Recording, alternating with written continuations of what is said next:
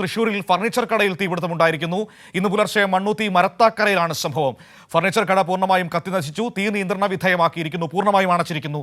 സുനിൽ അരുമാനൂർ തൃശൂരിൽ നിന്ന് നമ്മളോടൊപ്പം ചേരുകയാണ്. നോക്കാം എന്താണ് സംഭവിച്ചത് എന്ന്. Sunil, good morning. രാവിലെ ഒരു വലിയ തീപിടുത്തമുണ്ടായിരിക്കുന്നു. ഇതെന്താണ് സംഭവിച്ചത്? തീ പൂർണ്ണമായും അണയ്ക്കാൻ കഴിഞ്ഞിട്ടുണ്ടോ?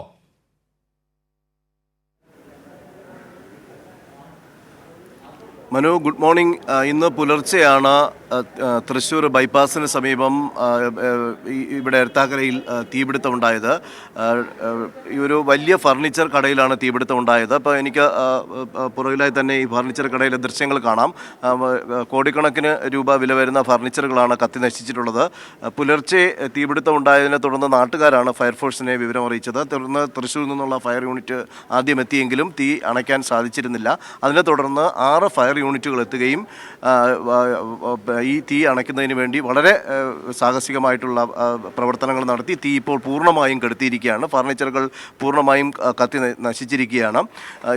ഇതിനകത്ത് വലിയ രീതിയിലുള്ള അലങ്കാര ലൈറ്റുകൾ ക്രമീകരിച്ചിരുന്നു. ഈ അലങ്കാര ലൈറ്റുകളിൽ നിന്ന് തീ പടർന്നു പിടിച്ചതാണ്, അല്ലെങ്കിൽ അവിടുത്തെ ഷോർട്ട് സർക്യൂട്ടാണ് ഇത്തരത്തിൽ തീ പടർന്നു പിടിക്കാൻ കാരണമെന്നാണ് ഫയർഫോഴ്സ് ഉദ്യോഗസ്ഥർ തന്നെ പറയുന്നത്. അതുപോലെ തന്നെ ഇതിൻ്റെ റൂഫും മുൻവശവും എല്ലാം ഇരുമ്പ് ബോഡി വെച്ചിട്ടാണ് ചെയ്തിരിക്കുന്നത്. അതുകൊണ്ട് തന്നെ തീയുടെ ആഘാതം കൂടാൻ കാരണമായി എന്ന് ഫയർഫോഴ്സ് വിലയിരുത്തുന്നുണ്ട്. ഈ ഷോർട്ട് സർക്യൂട്ട് കാരണം ആണ് തീപിടുത്തം ഉണ്ടായിട്ടുള്ളത്. ഈ പുറകിലായിട്ട്, അതായത് ഈ ഫർണിച്ചറിൻ്റെ പുറകുവശത്തായിട്ട് നിറയെ വീടുകളുണ്ട്.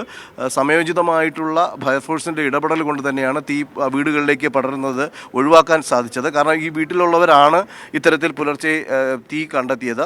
അതിനെ തുടർന്നാണ് ഫയർഫോഴ്സിനെ വിവരം അറിയിച്ചത്.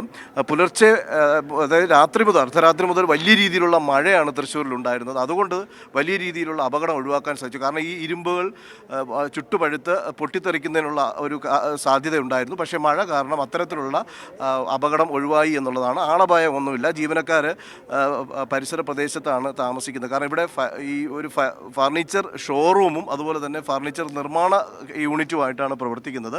ഇപ്പോഴും ഇതിനകത്ത് ഏതെങ്കിലും ഭാഗത്ത് ഇനി തീ ഉണ്ടോ എന്നുള്ളത് ഫയർഫോഴ്സ് ഉദ്യോഗസ്ഥർ പരിശോധിച്ചുകൊണ്ടിരിക്കുകയാണ്. അങ്ങനെയെങ്കിൽ അതെല്ലാം കെടുത്തിയ ശേഷം മാത്രമായിരിക്കും ഇവിടെ നിന്ന് പോവുക.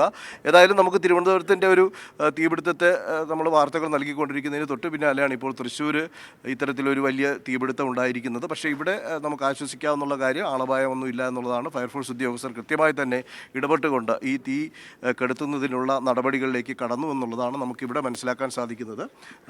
ഇപ്പോൾ ഇനി ഏതെങ്കിലും തരത്തിൽ കൂടുതൽ, പ്രത്യേകിച്ച് ഹൈവേ ആണ്, അതുകൊണ്ട് എല്ലാ സുരക്ഷിതത്വം ഉറപ്പാക്കിയതിന് ശേഷം മാത്രമേ ഫയർഫോഴ്സ് ഇവിടെ നിന്ന് പോവുകയുള്ളൂ. ഓക്കെ, ശരി.